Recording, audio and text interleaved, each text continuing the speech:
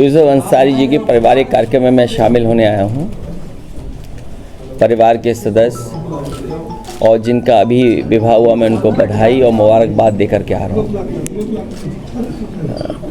मुरादाबाद, रामपुर और आसपास के ज़िले ये समाजवादियों के साथ हमेशा रहे हैं। मुझे याद है कि पिछले चुनाव में मैं मुरादाबाद नहीं पहुंच पाया था और कई बार कुछ लोगों से जब बात हुई, उन्होंने यही कहा कि आप दूसरे ज़िलों को देखिए, यहाँ तो हम आपको जिता करके भेज रहे हैं।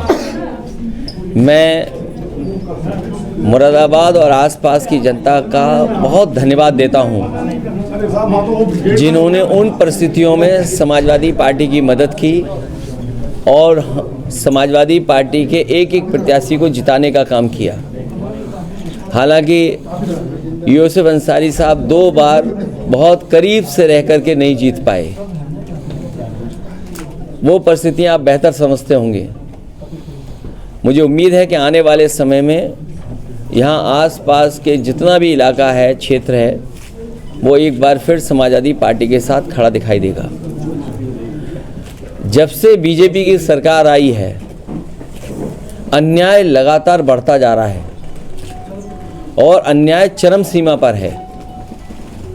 और कई ऐसे मौके हैं, मैं आपको कन्नौज का उदाहरण दे सकता हूं। वहां पर सरकार के डिप्टी सीएम के माध्यम से लगातार संपर्क रहा। वहां पर बहुत सारे भारतीय जनता पार्टी के लोग लगे रहे। एक हत्या हुई, उसके बाद मैंने जिलाधिकारियों को कहा कि अगर हत्या हुई है उसके दोषी आप लोग हैं, प्रशासन है।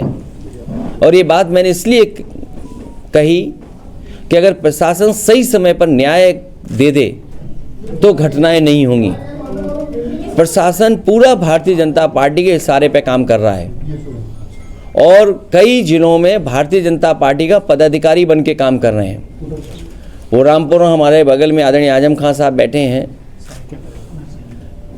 इन पे सब झूठे मुकदमे लगे हैं। इतनी परेशानी, तकलीफ और इस तरह का अन्याय किसी भी राजनीतिक परिवार के साथ नहीं हुआ होगा जितना इनके साथ हुआ है। आज जब मैं आपसे मिल रहा हूं, बात कर रहा हूं, सुबह सुबह मेरे घर पर एक परिवार आया और रोता हुआ आया कि रात में उनके परिवार, एक समाजवादी पार्टी के पूर्व में रहे प्रत्याशी, उसको उठा लिया है पुलिस ने। मैं लखनऊ से चल कर के बरेली, बरेली से चल कर के रामपुर और रामपुर से मुरादाबाद तक मैं फ़ोन मिलाता रहा हूँ, लेकिन अभी तक पुलिस कप्तान का फ़ोन नहीं उठा।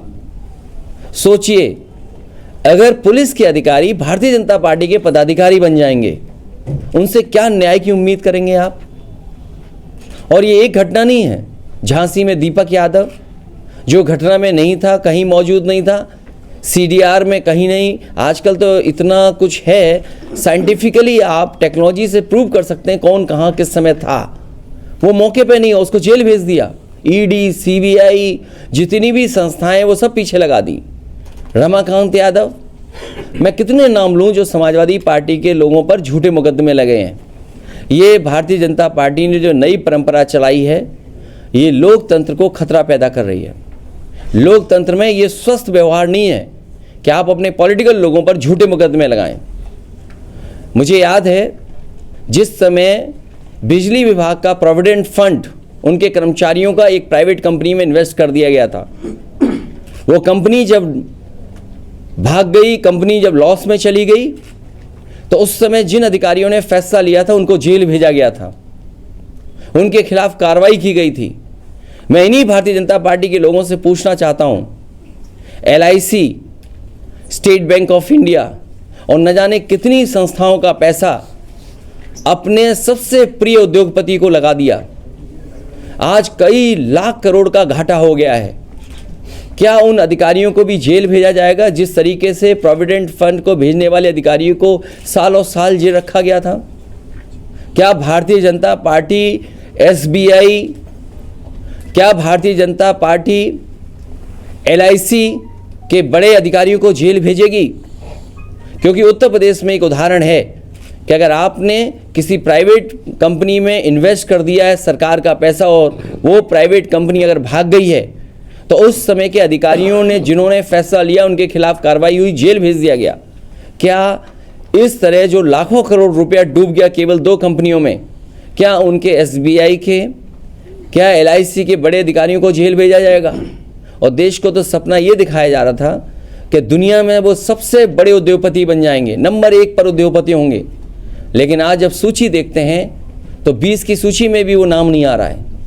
आखिरकार कितना झूठ बोलेगी ये सरकार? उनकी तो वैल्यूएशन गई है, लेकिन जिन लोगों ने पैसा इन्वेस्ट किया था उन आम लोगों का पैसा चला गया। और ये सरकार कहती है कि हम इन्वेस्टमेंट लाएंगे। जिन कंपनियों ने MOU किया है, क्या इन्वेस्टमेंट आएगा? और लखनऊ में जो तैयारी हो रही है इन्वेस्टमेंट की, कम से कम सरकार ये बताए कि पिछली बार इन्वेस्टमेंट कितना आया था जब पहले बार MOU हुए थे। मुख्यमंत्री जी तो कह रहे हैं 75% वो ज़मीन पर ले आए। मुरादाबाद में बताओ कोई बड़ा कारखाना लगा हो सरकार की तरफ से, अमरोहा में कोई बड़ा कारखाना लगा हो सरकार की तरफ से, रामपुर में बड़ा कोई कारखाना लगा हो सरकार की तरफ से, या सरकार के प्रयासों से बरेली में कोई कारखाना ना लगा हो। जब इन जिलों में और हम आसपास के ज़िलों में उत्तर प्रदेश में देखते हैं कि कहीं भी कोई बड़ा इन्वेस्टमेंट नहीं आया है, तो हम कैसे मान लें कि जो MOU हो रहे हैं वो सच MOU हो रहे हैं? और सच्चाई तो ये है कि भारतीय जनता पार्टी के लोग कागज़ लेकर के घूमते हैं और कहीं कोई अगर टाई पहने और सूट पहने दिख जाए उससे MOU कर लेते हैं। 5 लाख करोड़ का तो ज़मीन पे पहुंचा नहीं, अब तैयारी है न जाने कितने लाख करोड़ की, तो क्या ज़मीन पर पहुंचेगा? ये भारतीय जनता पार्टी जनता को धोखा दे रही है। जिस तरीके से नंबर 1 पे उद्योगपति पहुंचाने का सपना दिखाया था, वो पता नहीं उद्योगपति कहाँ पहुंचेंगे। और अभी तो शेयर गिर रहे हैं, पूरी सरकार लगी है बचाने में, पूरा तंत्र लगा हुआ है बचाने में, पूरी फाइनेंशियल इंस्टीट्यूशंस लगी है बचाने में। तो सोचिए, जब एक उद्योगपति के साथ इतनी इंस्टीट्यूशंस हों वो नहीं बच पा रहा है, तो और आम व्यापारी उद्योगपतियों का क्या होगा? जब देश का इतना बड़ा उद्योगपति डूब रहा है तो उस इन्वेस्टमेंट के बहाने उत्तर प्रदेश में कौन इन्वेस्टमेंट करने आएगा?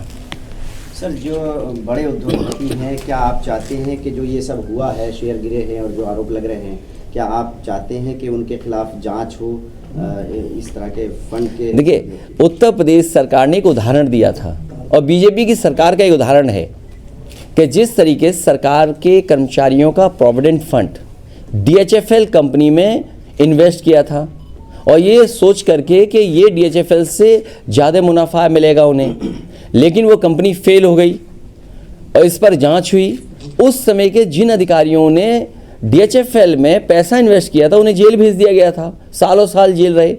क्या उसी तरह का मामला भारत सरकार में नहीं दिखाई दे रहा है? सरकार दोनों एक हैं, कानून 2 के लिए अलग अलग नहीं हो सकता है। इसीलिए हमारी मांग है कि अगर उत्तर प्रदेश में जेल भेजा जा सकता है अधिकारियों को जिन्होंने फैसला लिया, तो क्या उस जगह पर जो लोग बैठे हैं वो जेल भेजे जाएंगे कि नहीं जाएंगे? यहाँ तो 1200 करोड़ का मामला था, ये तो 2 कंपनियों का 1 लाख करोड़ का मामला है। तो जो बिजनेसमैन है और जो पॉलिटिकल रिलेशन है या ऑफिसर्स के साथ उनके रिलेशन है, आप चाहते हैं कि उनकी जांच हो? अरे भाई, क्या बोल रहा हूँ, क्या समझ पा रहे हो आप? अपना भी परिचय दे दो हमें। मैं ABP न्यूज़ से हूँ, मैं जानना चाह रहा हूँ जिस बड़े बिजनेसमैन का आप जिक्र कर रहे हैं। अरे भाई, मैंने क्या कहा आपसे? उत्तर प्रदेश ने उदाहरण दिया, DHFL कंपनी में 1200 करोड़ प्रोविडेंट फंड का इन्वेस्ट हुआ बिजली विभाग का कर्मचारियों का, क्योंकि DHFL डूब गई, उन्होंने एक अधिकारी को जेल भेज दिया, कई लोगों पे कार्रवाई हुई, ED हुई, CBI हुई। तो मैं ये जानना चाहता हूँ, जब उदाहरण उत्तर प्रदेश ने दिया है तो SBI के बड़े अधिकारी, LIC के बड़े अधिकारी जेल जाएंगे कि नहीं जाएंगे? और फिर भारतीय जनता पार्टी तो ये सपना दिखा रही थी कि ये उद्योगपति दुनिया में नंबर 1 होंगे।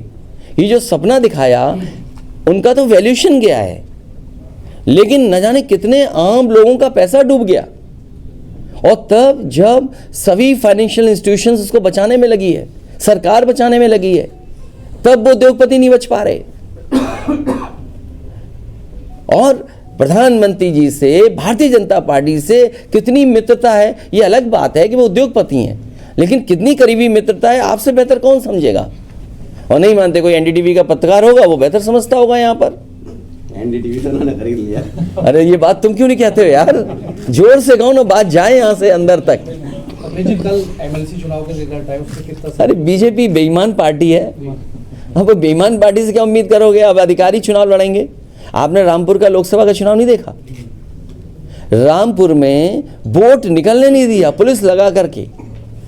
ये लोकतंत्र में कभी चुनाव ऐसे होते हैं? इलेक्शन कमीशन की तो जिम्मेदारी ये है कि ज़्यादा से ज़्यादा लोग घर से निकलें और वोट डालें। आखिरकार ये कौन सी ताकत थी, कौन लोग पीछे थे जिन्होंने यहाँ पर वोट नहीं डालने दिया? मैनपुरी में भी कोशिश की, लेकिन मैनपुरी की जनता ने तय कर लिया था कि अगर उन्हें जान भी देनी पड़ेगी तो वो वोट डालने जाएंगे। और अगर रामपुर के लोग भी ये तय कर लें जान चली जाए लेकिन हम वोट डालने जाएंगे, लोकतंत्र बचाने जाएंगे, तो आने वाले समय में परिणाम दूसरा होगा। वहाँ गोली नहीं चलती, रामपुर में गोली चलती और लोग मारे जाते हैं। हमने मरने से बचाया है लोगों को, हमें मालूम था मारे जाएंगे लोग। सही बात। सर, इन परिस्थितियों में 85 बनाम 15 का टारगेट कैसे पूरा करेंगे? ये क्या चीज़ है? अभी भाजपा का जो आया था 80 बनाम 20, उसमें आपकी तरफ से हुआ था कि नहीं, देखिए भाजपा को आप समझो, जी, भाजपा के पास कोई महंगाई कम करने का कोई रास्ता नहीं है, बेरोजगारी कम करने का कोई रास्ता नहीं है। चरम सीमा पर दोनों चीज़ें पहुंच गई हैं, और अगर चरम सीमा पे दोनों चीज़ें पहुंची हैं तो वो कैसे ख़त्म करेंगे? कोई अगर उनके पास रास्ता हो तो बताओ। 2024 के लिए क्या रणनीति है आपकी? मुझे उम्मीद है कि जिस तरीके से जनता निराश हुई है इन लोगों से, और ये तो विदाई का बजट था, जैसे विदाई में गाना गाते हैं, मुझे नहीं पता आपके विदाई में गाना होता है कि नहीं होता है। ये तो विदाई बजट था, ये समझ लो विदाई है इसके बाद। अगले जी लखनऊ में पोस्टर लग रहे हैं आपकी पार्टी की तरफ से कि भाजपा ब्राह्मण विरोधी है, उस पे क्या? नहीं, ये नहीं कहा हम लोगों ने, नहीं हमने विरोधी नहीं कहा। हमारी पार्टी का जो भारतीय जनता पार्टी ने सवाल उठाया है या जो बहस छिड़ी है वो हम पूछना चाहते हैं उनसे सदन में, और सदन में मुख्यमंत्री जी से बेहतर कोई नहीं कह सकता है, क्योंकि मुख्यमंत्री जी न केवल मुख्यमंत्री हैं बल्कि वो साधु संत योगी भी हैं और एक पीठ से आते हैं। हमें उम्मीद है कि वो कम से कम वो बताएंगे जिससे कि हमें जानकारी हो जाएगी आखिरकार हम लोग क्या हैं। सर, एक आरोप ये भी लग रहा है कि इस बार जो राष्ट्रीय कार्यकारिणी आपकी घोषित हुई है तो उसमें कोई ठाकुर या ब्राह्मण पदाधिकारी। क्यों ऐसा कहते हो? आप फिर से पढ़ लो सूची। आप ऐसा मत करो, ये बात मत बोलिए आप, केवल इसलिए कि न्यूज़ पे किसी ने मैसेज करके आपसे पूछा हो कि ये पूछ लो, ये मत करो। आप पूरा जिसने आपको मैसेज भेजा हो उससे कहिए कृपा करके हमारी राष्ट्रीय कार्यकारिणी दोबारा देख लो। उनसे ये यारी कैसे खत्म हो ये तय कीजिए। 2024 यारी कैसे खत्म हो? जो तैयारी है समाजवादी पार्टी की, जो एक मुद्दा देखिए, उठाया कि मैं ये मुख्यमंत्री जी से कि मुख्यमंत्री नहीं, मुद्दा नहीं उठाया, ये सच्चाई है। ये हमारे समाज की 5000 साल से पुरानी लड़ाई है, कोई आज की लड़ाई नहीं है। ये कोई लड़ाई आज की नहीं है, 5000 साल से, और समाजवादियों ने हमेशा प्रयास किया। और जो यहाँ पर जैसे बाबा साहब भीमराव अम्बेडकर जी थे, उनका प्रयास था कि ये ख़त्म हो, जाति व्यवस्था ख़त्म हो, इस तरह का भेदभाव ख़त्म हो। डॉक्टर राममनोहर लोहिया कोशिश कर रहे थे कि ये व्यवस्था ख़त्म हो। उसकी लड़ाई अभी छूटी नहीं, लड़ाई लगातार चलेगी। भारत सरकार ने 200 करोड़ रुपए का बजट का प्रावधान रखा है तालिबान के लिए, अफगानिस्तान के लिए, आपकी क्या राय है? सरकार से उन्हें अच्छे संबंध रखने पड़ेंगे। अब सरकार किसकी, सवाल ये नहीं है। भारत सरकार को अफगानिस्तान की सरकार से संबंध अच्छे रखने पड़ेंगे। अल्पसंख्यकों को बजट काट के उन्हें दे दिया शायद। वो अल्पसंख्यकों को बजट ही नहीं देंगे। और किसी के पास सवाल? ये संगठन आपका प्रदेश में काम नहीं कर रहा है, बंद है, कब? अरे बहुत जल्दी बन जाएगा। अगर आपको कोई सुझाव हो तो हमें बता देना। नहीं, बन जाएगा, जल्दी बन जाएगा। ठीक सर, ठीक। चलिए, हमारे प्रेस के लोगों का बहुत धन्यवाद है, बहुत धन्यवाद।